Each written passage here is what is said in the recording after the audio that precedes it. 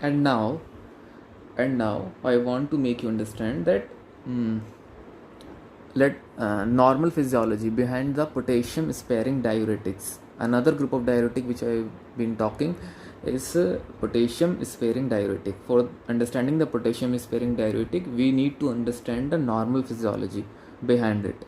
What is the normal physiology behind it? Let us suppose same, this is the cell of the collecting duct which I have explained earlier. This will be the luminal membrane and this will be the basolateral membrane, and certain transporter here inserted. Okay, and here towards the basolateral side there will be the vessel where the blood will be running. Okay, and there is a hormone named as aldosterone hormone, which is known as a salt retaining hormone, which is secreted from a gland. Obviously it is a hormone secreted from a gland named known as suprarenal gland or adrenal gland.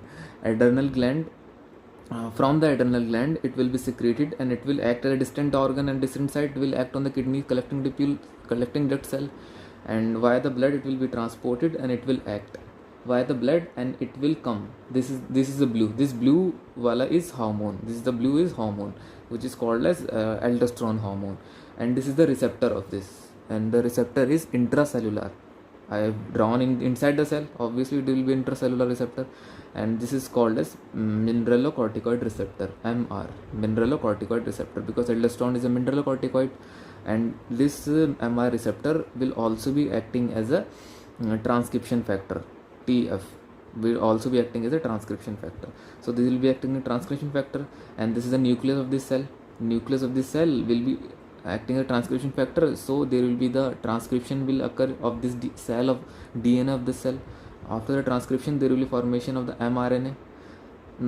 Okay, transcription, there will be formation of the mRNA. After the mRNA there will be translation will lead to the formation of the protein known as AIP.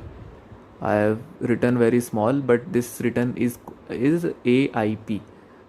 This, okay, aldosterone induced protein. Okay, this is AIP, and AIP protein will lead to the formation of the certain channel or insertion of the certain channel or transporter.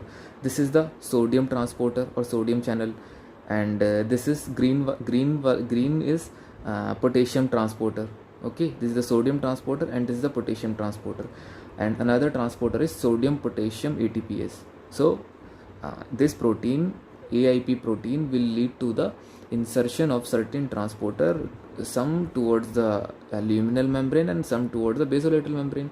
The three transporter, blue transporter is known as sodium transporter, okay, which help in the reabsorption of sodium, and another is potassium transporter, green, which help in the excretion of the potassium, and another transporter is sodium potassium ATPase, which help in pulling of 3 sodium outward and 2 potassium inward, which is known as sodium potassium ATPase.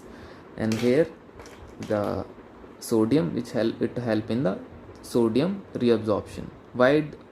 As the name suggests, the aldosterone, name of the aldosterone is salt retaining hormone. Salt is something which is pertaining to the sodium, so there will be the reabsorption of sodium. Sodium will go from this side to inside.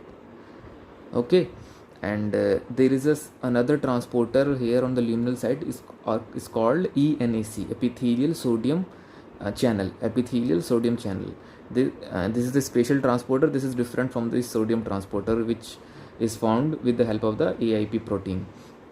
Okay, and from this ENAC channel the sodium will also be reabsorbed. When there is reabsorption of sodium, there is a less positivity or positive charge inside this lumen, so there will be the formation of the negativity or negative charge inside it. This negative charge will help in the pulling of the chloride inside the from the lumen towards the basolateral side, luminal side towards the basolateral side. So this is the normal physiology. And now come the potassium sparing diuretics action.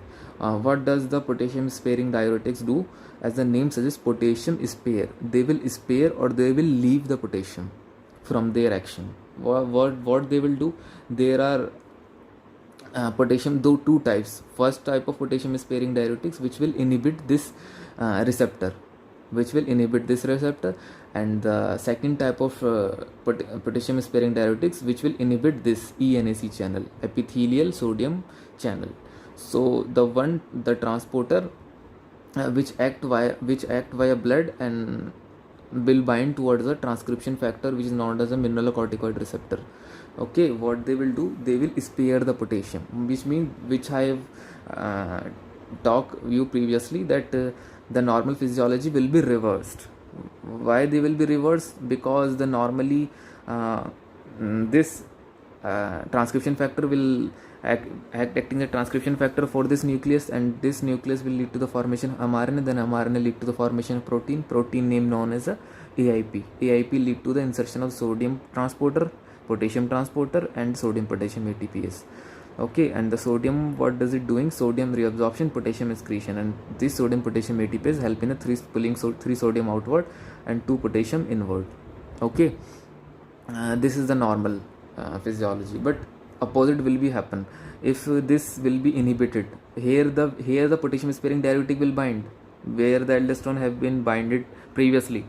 Okay, so here the will bind, but here will bind, it will inhibit this mineralocorticoid receptor. Then there will be no transcription factor will be activation, no transcription factor activation. Then there will be no mRNA formation. There will be no transcription, then there will be no translation, which means no protein formation, which means no EIP formation.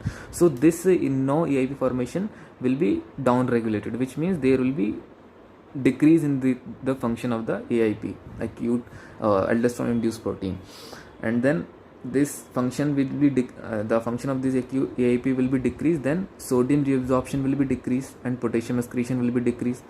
Then what happen? Opposite will happen, that is sodium will go into the urine because sodium is not able to absorb properly.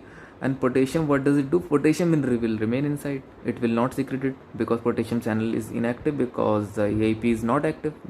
Okay, because the mineralocorticoid receptor is inhibited by the aldosterone receptor inhibitor, which is known as a potassium sparing diuretics, which is acting from the pathway of the blood.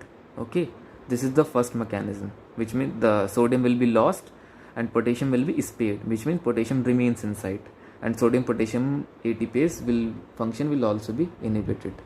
Okay, and then the second type of potassium sparing diuretic which will inhibit this ENAC channel, this black wala is ENAC, which means it will inhibit the epithelial sodium channel. So what does it do? If there is inhibition of this, then normal function of this is sodium reabsorption. Then sodium reabsorption will not occur. Then sodium find another way to get moved. The another way will be towards the lumen of the collecting duct. From the lumen of the collecting duct, it will be excreted into the urine. So there will be diuresis. Okay, there will be two mechanisms. Okay, potassium sparing diuretic. First will be inhibiting the ENAC transporter, acting via the lumen. We need to understand acting via the lumen or via the pathway of the lumen, and second will be acting via the blood. But the function or the output will be same, which will lead to the natriuresis, which will lead to the loss of sodium into the urine. Okay, so this is it about the potassium sparing diuretics.